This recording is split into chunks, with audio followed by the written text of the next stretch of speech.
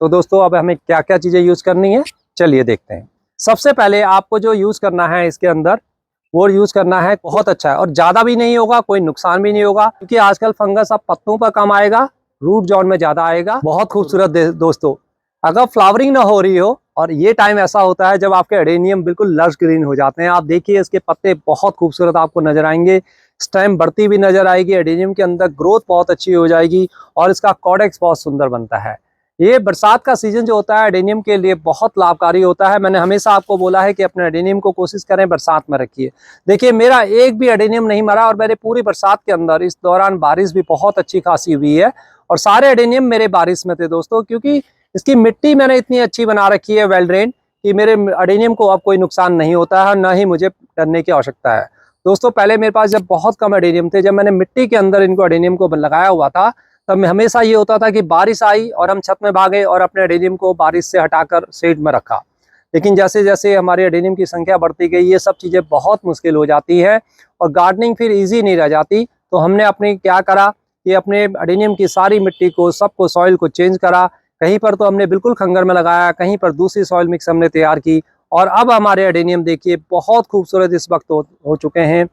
बहुत अच्छी ग्रोथ इनकी हो रही है। सितंबर का महीना स्टार्ट हो चुका है दोस्तों, फर्स्ट वीक लगभग जा रहा है और ये बिल्कुल सही समय है। अब हम अपने एडेनियम में फ्लावरिंग के लिए कोशिश करें दोस्तों। अब एडेनियम अक्टूबर सितंबर एंड के बाद जैसे जैसे बारिश धीरे धीरे कम होगी और तेज धूप आती है, जो चमकीली धूप आती है, वो एडेनियम को बहुत पसंद होती है और उस दौरान आपके एडेनियम में फ्लावरिंग आना स्टार्ट हो जाएंगे, बर्ड्स बनने धीरे धीरे स्टार्ट हो जाएंगे।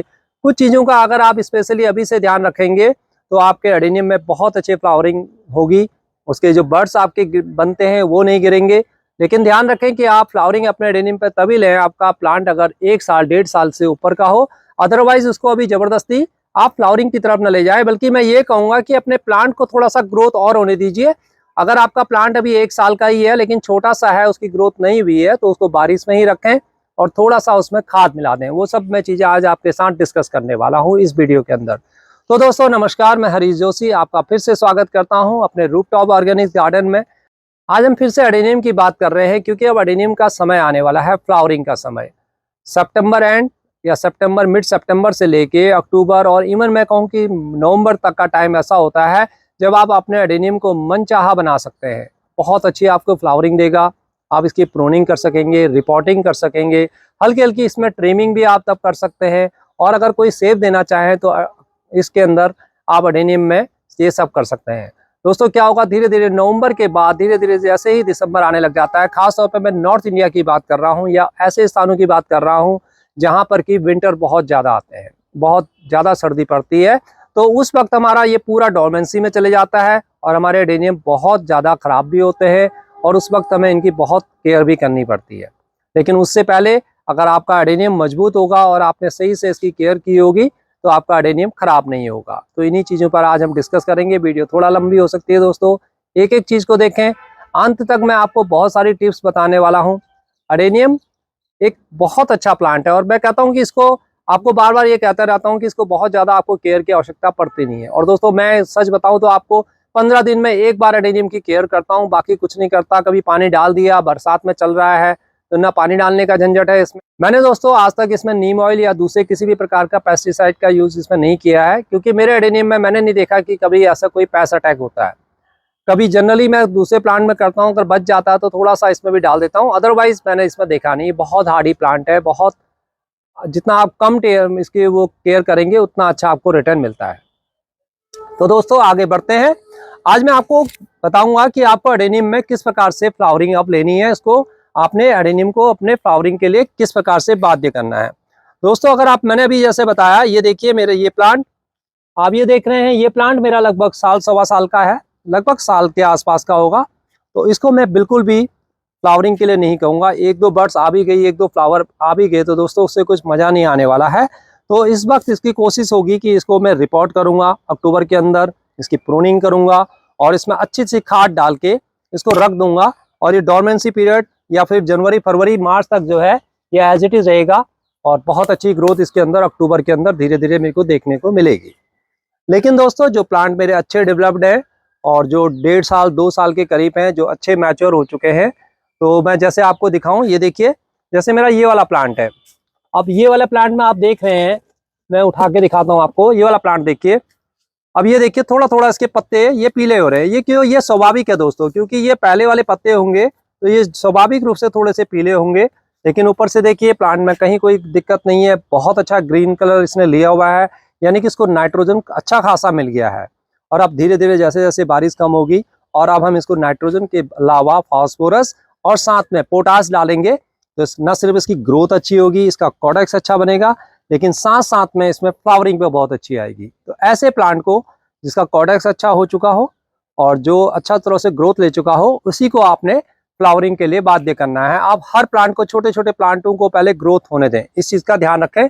सबसे पहले इंपॉर्टेंट टिप्स यही है दोस्तों। कई बार आप बोलते हैं कि मेरा प्लांट पिलपिला हो रहा है, नीचे से कॉडेक्स इसका पिलपिला हो रहा है, उसमें पत्ते पीले पड़ रहे हैं। तो आजकल क्या होता है कि आप लोगों ने उसको शेड में रखा होगा, पानी उसमें नहीं लग पाता है, तो कई बार ऐसा इसलिए भी हो जाता है कि पानी की उसमें डिहाइड्रेशन हो गया, पानी की उसमें कमी हो गई, तो आपका अडेनियम उतना अच्छा ग्रोथ करेगा नहीं। और साथ में क्या होगा, उसके पत्ते भी आपको पीले नजर आएंगे और साथ साथ में वो बिल्कुल उसका कॉडेक्स हल्का सा पिलपिला सा हो जाएगा। तो उसको पानी दीजिए, पानी बहुत इंपॉर्टेंट है। हम सब लोगों ने ये सिखा दिया सबको कि अडेनियम को पानी पसंद नहीं है, तो हम क्या करते हैं कि 3-3 4-4 दिन तक अडेनियम में पानी ही नहीं डालते हैं। बहुत सारी वीडियोस मैंने देखी हैं दोस्तों, बहुत सारे गार्डनर भी ऐसे हैं जो कहते हैं कि मैं अडेनियम में पानी ही नहीं डालता। लेकिन मैंने अक्सर देखा है कि अगर आप अडेनियम में पानी ज़्यादा नहीं डालेंगे तो उतनी अच्छी फ्लावरिंग होगी नहीं। तो मेरी फ्लावरिंग का रीज़न ही यही होता है कि मैं अपने अडेनियम में पानी की रिक्वायरमेंट को अच्छी तरह से समझ सका हूँ। मैं ये जान चुका हूँ कि कितना इसको पानी डालना है, कब इसको पानी डालना है, और अगर अच्छा पानी का शेड्यूल हो दोस्तों तो अडेनियम आपका फ्लावरिंग जरूर करेगा। आप मेरे इस प्लांट को देखिए, अब इसमें धीरे धीरे ये देखिए थोड़ा सा बर्ड्स बननी स्टार्ट हो रही है, जैसे आप ये देख रहे हैं यहाँ से, और यहाँ से देखिए किसी भी ब्रांच में और कहीं भी इसमें फ्लावरिंग नहीं हो रही है, बस एक। अब ऐसा नहीं है कि मेरे को इससे एक से संतुष्ट रह जाना है, और मैंने इसको भरी गर्मी के अंदर मैंने इसके साथ आपके साथ वीडियो भी साथ शेयर की थी। और जब मैंने इसको लगभग जून के अंदर इसको शिफ्ट किया था गर्मी के अंदर, और देखिए कोई ख़राब नहीं हुआ, और इसकी मैंने मिट्टी बिल्कुल बरसात के लायक चेंज कर दी थी। तो ये बहुत अच्छा मेरा अब जम चुका है। अब मैं इसमें ज़्यादा कुछ नहीं करूँगा, बस इसको थोड़ा सा भी पोटास डालूंगा और थोड़ा फास्फोरस डालेंगे। तो दोस्तों अब हमें क्या क्या चीज़ें यूज़ करनी है, चलिए देखते हैं। सबसे पहले आपको जो यूज़ करना है इसके अंदर, वो यूज़ करना है कोई भी लिक्विड फर्टिलाइज़र। इस वक्त आप लिक्विड फर्टिलाइज़र का इसको स्प्रे कीजिए। उन लिक्विड फर्टिलाइज़र में जो आपका स्प्रे का जो आप करेंगे वो होगा आपका पोटास का। ऑर्गेनिक पोटास का अगर आपको मिल जाता है मार्केट में बहुत अच्छा है, और नहीं मिलता है तो फिर आप केमिकल डालना चाहें तो 05234 प्लस 05234 का आपको 1 ग्राम लेना है। 1 ग्राम यानी कि 1/4 चम्मच 1 लीटर पानी के अंदर में, और उसमें मिला लेना है 0050 का आधा चम्मच, यानी कि 2 ग्राम। आधा चम्मच से भी कम होगा, 2 ग्राम। जितनी आपने उस 05234 मिलाया है उससे थोड़ा सा ज़्यादा आपको 0050 यानी कि जो पोटास होता है वो मिला लेना। दोनों को मिला लीजिए, अच्छी तरह से मिला लें, और शाम के वक्त अपने अडेनियम पर अच्छी तरह से स्प्रे कर दीजिए पूरे सब पत्तों पर। ये हो गया इनऑर्गेनिक तरीका। लेकिन जो मैं करता हूं दोस्तों, मैं बहुत एक सिंपल चीज़ें अपनी उसमें रखता हूं। मैं इसमें क्या करता हूं, लिक्विड फर्टिलाइजर बनाना पील, हम सबको पता है बहुत अच्छा है, और ज़्यादा भी नहीं होगा, कोई नुकसान भी नहीं होगा। तो मैं इसमें ज़्यादातर 15 दिन के अंदर या 10 दिन के अंदर जैसे भी समय मिलता है मैं इसमें लिक्विड फर्टिलाइजर बनाना पील का डालते रहता हूँ। लेकिन तभी आपको डालना है जब आपकी मिट्टी बिल्कुल अच्छी तरह से सूख जाए या हल्की हल्की उसमें नमी हो, तब डालें। अब बहुत ज़्यादा बारिश हो रखी हो उस टाइम पर अगर आप ये बनाना पील डालेंगे तो उसमें फंगस भी आ सकता है, इस चीज़ का ध्यान रखें। दोस्तों सरसों की खली का प्रयोग बिल्कुल मत करना अडेनियम में। अगर आप कर रहे हैं तो उसको बहुत ज़्यादा डाइल्यूट कर लें, यानी कि जितना आपने बनाया है उसमें कम से कम 15 गुना पानी मिलाइए और फिर उसका इस्तेमाल करें। लेकिन सरसों की खली का इस्तेमाल मैंने इसमें कभी किया नहीं है, और मुझे नहीं लगता है कि सरसों की खली का बहुत अच्छा आपको रिजल्ट इसमें मिलने वाला है। दूसरा जो फर्टिलाइजर हमें इसमें इस्तेमाल करना है वो है वो बहुत इंपॉर्टेंट है दोस्तों। ये है सागरिका। मैंने पहले भी कई वीडियो में आपको बताया हुआ है, ये लिक्विड फर्टिलाइजर के रूप में है, और इसका इस्तेमाल आपने 1 लीटर में 2 से 3 ml, बस 2 से 3 ml 1 लीटर पानी के अंदर और पूरे प्लांट पर स्प्रे कर दीजिए। और अगर आपके प्लांट बड़े बड़े हैं तो 5 ml तक 1 लीटर के अंदर डालते हुए हर प्लांट में 100-200 ml आप डाल दीजिए महीने में एक बार, महीने में सिर्फ एक बार। यानी कि अब अडेनियम की जो अभी हमारा इस दौरान इस सीजन में टाइम रह गया है वो सिर्फ 1 महीने में रह गया। 1 महीने का है तो सिर्फ आपको इस सीजन में एक ही बार इसको इस्तेमाल करना है। तो आप अगर आपका प्लांट बहुत अच्छा वेल मैच्योर है तो आप उसके रूट जोन में डाल दें, नहीं तो उसको प्लांट के पत्तों पर स्प्रे कर दीजिए। सारे माइक्रोन्यूट्रिएंट्स की कमी दूर हो जाती है, आपके बर्ड्स कभी नहीं गिरेंगे, ये बहुत इंपॉर्टेंट है। अगर आपके पास माइक्रोन्यूट्रिएंट ये वाला नहीं है दोस्तों, तो फिर आप दूसरा जो दानेदार फॉर्म में आता है वो ऑनलाइन से मंगा लीजिए और उसका इस्तेमाल आप कर सकते हैं। ये दूसरा लिक्विड फर्टिलाइजर है जो हम अपने एडेनियम पर देंगे। ये तो फूलों की बात हो गई दोस्तों, लेकिन फूलों से ज़्यादा इंपॉर्टेंट है अपने एडेनियम को सेफ रखना। तो सबसे पहला जो इस वक्त आप काम करेंगे जैसे बारिश रुक जाती है, वो है ये ट्राइकोडर्मा, साफ या किसी भी प्रकार का कोई एंटी फंगल पाउडर आपने लेना है। ये ध्यान रखिए, अगर आप एडेनियम लवर है तो आपके पास ये जरूर होना चाहिए, जरूर होना चाहिए दोस्तों, क्योंकि इसका इस्तेमाल आपको रेगुलरली करना है। ये वन टाइम इन्वेस्टमेंट होती है, थोड़ा सा महंगा आता है, अच्छी चीज़ लीजिए। क्या है कि एडेनियम दोस्तों हमारी बहुत मेहनत होती है, हम 1.5-2 साल में उसको बड़ा बनाते हैं और फिर एकदम से हमारे ख़राब हो जाते हैं, तो हमारी नेग्लिजेंसी के कारण होते हैं। तो इसका इस्तेमाल आपको महीने में 2 बार अब करना है और लगातार करते रहना है। यानी कि आप 15 सितंबर तक एक बार, फिर 30 सितंबर तक एक बार, फिर 15 अक्टूबर तक, फिर 30 अक्टूबर तक, फिर 15 नवंबर, फिर 30 नवंबर, फिर 15 दिसंबर, फिर 30 दिसंबर, 15 जनवरी, 30 जनवरी। इस प्रकार से इसका इस्तेमाल लगातार करेंगे आप। हर 15 दिन के अंदर शेड्यूल बना लीजिए, 1 और 15 तारीख को नोट कर लीजिए। और इसका आपने न सिर्फ स्प्रे करना है बल्कि उसके रूट जोन में भी इसको डालना है, क्योंकि आजकल फंगस अब पत्तों पर कम आएगा, रूट जोन में ज़्यादा आएगा। इस्तेमाल करने के लिए आप 1 लीटर के अंदर जस्ट 1 ग्राम बहुत कम होता है, 1/4 चम्मच आपने इसको लेना है, पानी में अच्छी तरह से मिला ले और अपने एडेनियम को एक दिन सिर्फ उसी की खुराक दे दीजिए। जब उसको पानी की आवश्यकता हो तब सिर्फ आप इसको डाल दीजिए। तो इससे क्या है कि उसके अंदर अच्छा वाला फंगस पैदा होगा। ये एक फंगस ही है, ये जो एंटी फंगस पाउडर जो ट्राइकोडर्मा मैं आपको बता रहा हूँ, ये भी एक फंगस है, बट लेकिन ये अच्छा वाला फंगस है जो हमारे प्लांट्स को चाहिए, जो हमारी मिट्टी को चाहिए। तो इसका असर रहता है करीब करीब 15 से 20 दिन, 25 दिन, लेकिन तब भी आपने हर 15 दिन में इसका इस्तेमाल करना है। देखिए आपके एडेनियम कभी खराब नहीं होंगे विंटर के अंदर तक। अब आती है दोस्तों, हम इस क्या खाद बनाएंगे। अब आपको बिल्कुल थोड़ा सा तैयारी करनी है, थोड़ा सा वर्मी कंपोस्ट, किचन कंपोस्ट या काऊ डंग जो भी है पुराना आपके पास है, ये ध्यान रखिए। उस खाद को आपने अच्छी तरह से बिल्कुल बारीक कर लेना है, मसल लेना है, छान लेना है। और छानने के बाद आपके पास जो बारीक होगी, जैसे कि वर्मी कंपोस्ट आती है, वो आपने लेनी है। उसके अंदर रॉक फॉस्फेट अगर आपके पास है।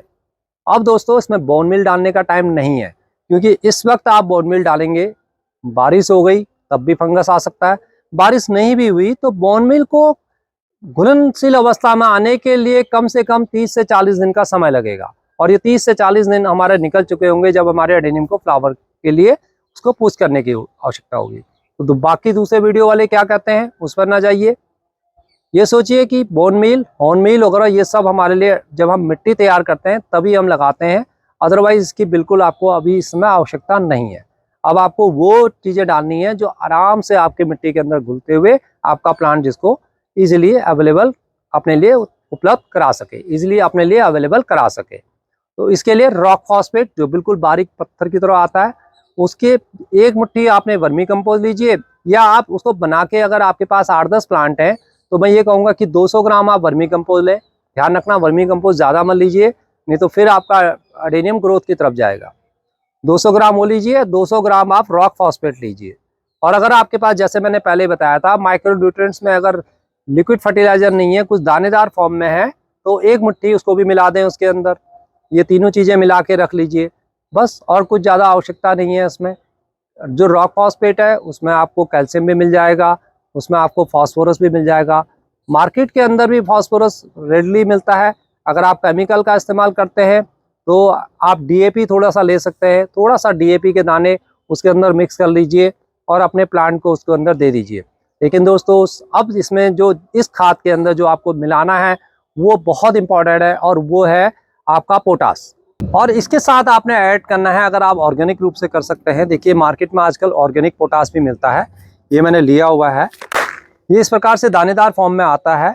तो जैसे आपने 200 ग्राम वर्मी कंपोस्ट लिया, 200 ग्राम उसमें आपने लिया था रॉक फॉस्फेट, तो 100 ग्राम के आसपास में आप पोटास उसमें डाल दीजिए, ये उसमें मिला दीजिए। इन तीनों चीज़ों को मिला दें दोस्तों अच्छी तरह से। थोड़ा सा उसमें अगर आप पानी से डालते हुए इसको हल्का हल्का पानी का छिड़काव करते हुए थोड़ा सा गीलापन आ जाए, उसको छोड़ दीजिए, 8-10 दिन बना के रख लीजिए। और उसके पश्चात आप अपने एडेनियम में एक साइड से हल्की हल्की गुड़ाई करते हुए, हल्की हल्की, क्योंकि बहुत ज़्यादा जड़ें ऊपर तो होंगी, हल्की हल्की गुड़ाई करते हुए 2-2 3-3 चम्मच आप इजीली हर प्लांट के अंदर भी दे सकते हैं। ऐसा करेंगे तो आपका एडेनियम एकदम से फ्लावरिंग के लिए बूस्ट करेगा। ये ध्यान रखें कि आपको किसी भी प्रकार का कोई नाइट्रोजन अब इसके अंदर नहीं डालना है, इस चीज़ का आपने विशेष रूप से ध्यान रखना है। दोस्तों एक सुपर फर्टिलाइजर मैंने आपको बताया हुआ है, इसका लिंक भी मैं नीचे दे दूंगा, अगर आप चाहें तो उसको भी आप बना सकते हैं। अदरवाइज ये इजीली मैंने आपको ये वाली फर्टिलाइजर ये बता दिया है, तो इसका इस्तेमाल आप जरूर करें। दोस्तों अगर इन सब चक्करों में आप नहीं पड़ना चाहते, मार्केट में रोज फूड आपको इजीली मिल जाएगा, किसी भी अच्छी कंपनी का रोज फूड इस प्रकार से आप ले सकते हैं। और 10 से 15 ग्राम या 20 ग्राम उसमें देख लीजिए, उसमें इंस्ट्रक्शन होती है कि कितना आपको यूज करना है। और आपका सबसे बड़ी बात क्या है कि इंस्ट्रक्शन वो तो उसके लिए होती है, लेकिन आपके प्लांट के ऊपर भी डिपेंड होता है। अब दोस्तों जैसे मेरा इतना बड़ा प्लांट है, अगर इसमें इंस्ट्रक्शन है कि इसमें 10 ही ग्राम मिलाना है, तो मेरा ये प्लांट तो बहुत बड़ा है, तो मैं इसमें 10 ग्राम से ज़्यादा ऑफकोर्स इसमें लगेगा। लगभग मेरा इसमें 30 ग्राम के आसपास में मेरा ये रोज फर्टिलाइजर लग जाएगा। तो उतना आपको इसमें मिलाना होगा, तब जाके मेरे को अच्छे रिजल्ट मिलेंगे। बहुत ज़्यादा मिलाने की आवश्यकता नहीं है, लेकिन आपको जितनी क्वांटिटी दी है, अगर आपका प्लांट बड़ा है तो थोड़ा सा आप उसकी क्वांटिटी को उससे बढ़ा दें। और छोटे छोटे जो प्लांट्स हैं, छोटी छोटी क्वांटिटी वहाँ पर रखिए। केमिकल में रिजल्ट बहुत अच्छे मिल जाते हैं, लेकिन वो शॉर्ट टाइम के लिए होते हैं, फिर उतनी अच्छी ग्रोथ नहीं मिलती है। और ऑर्गेनिक रूप से अगर आप करेंगे तो आपके प्लांट का इम्यून सिस्टम बहुत अच्छा रहता है, अच्छा ग्रोथ करता है, उससे बीमारियों को लड़ने की क्षमता उसमें आती है, और आपका प्लांट खराब भी नहीं होता है। तो दोस्तों बस यही इन्फॉर्मेशन थी जो मैं आज आपके साथ शेयर करने वाला था, क्योंकि अब सितंबर का महीना स्टार्ट हो चुका है और अक्टूबर का मंथ आ रहा है दोस्तों, और अक्टूबर में मेरे को बहुत ज़्यादा फ्लावरिंग चाहिए, और अब आपको ये सब तैयारी कर लेनी है। तो दोस्तों आई होप कि आपको वीडियो पसंद आई होगी। वीडियो अगर पसंद आई हो दोस्तों तो लाइक अवश्य करें, दोस्तों अपने दोस्तों के साथ भी वीडियो को शेयर करें। और दोस्तों अगर आप नए हैं तो चैनल को सब्सक्राइब कर लें, क्योंकि ऐसी ही अच्छी इन्फॉर्मेटिव वीडियोस हम आपको देते रहते हैं। मैं जो भी वीडियो आपको देता हूं दोस्तों अपने पर्सनल एक्सपीरियंस से देता हूं, लोग क्या कहते हैं उससे नहीं है। अभी मेरे पास 4 एडेनियम के प्लांट हैं दोस्तों, और उसमें बहुत अच्छी फ्लावरिंग मेरी हो जाती है, तो मैं एक वीडियो बना लेता हूं और उसमें दिखा देता हूं कि बोन मिल। आप खुद सोचिए कि बोन मिल का प्रयोग कैसे हो सकता है, बोन मिल से कैसे इतने जल्दी हमें रिजल्ट मिल सकते हैं। क्योंकि बोन मिल को घुलनशील अवस्था में आने के लिए कम से कम 30 से 40 दिन का समय लगेगा। अगर आप डालेंगे तो 15 दिन के अंदर आपको कभी कोई रिजल्ट मिलेगा नहीं। और ऑर्गेनिक रूप से इसका इस्तेमाल बहुत कम किया जाता है बोन मिल का, तब भी वो घुलनशील अवस्था में उतना आता नहीं है, आधे से ज़्यादा आपका वो वेस्ट जाता है। तो आप रॉक फॉस्फेट का इस्तेमाल करें, कैल्शियम का इस्तेमाल करें। अगर रॉक फॉस्फेट आप इस्तेमाल नहीं करना चाहते हैं तो आप बाज़ार से थोड़ा सा चूना ला सकते हैं, हल्का सा जो देसी चूना होता है वो भी, जिसको हम घरों में यूज़ करते हैं, वो भी आप यूज़ कर सकते हैं 1 चम्मच। और साथ में दूसरा जो पनवाड़ी यूज़ करते हैं उनके पास आपको ईजिली मिल जाएगा, 5 ग्राम उसका इस्तेमाल कर लें, तो उससे कैल्शियम आपके प्लांट को बहुत अच्छी तरह से मिल जाएगा। और दोस्तों कुछ नहीं है ना, तो बनाना पील फर्टिलाइजर जो मैंने बताया हुआ है, थोड़ा सा गुड़ डाल के इसको बनाइए हल्का सा, तो उसमें सल्फर भी होता है और बहुत अच्छा पोटास भी आपको मिल जाता है। आई होप कि आपको वीडियो बहुत पसंद आई होगी। तो दोस्तों फिर मिलते हैं किसी और वीडियो में। आप क्या इस्तेमाल करते हैं मेरे साथ जरूर शेयर कीजिए। फिर मिलते हैं, तब तक के लिए नमस्कार, बाय बाय दोस्तों।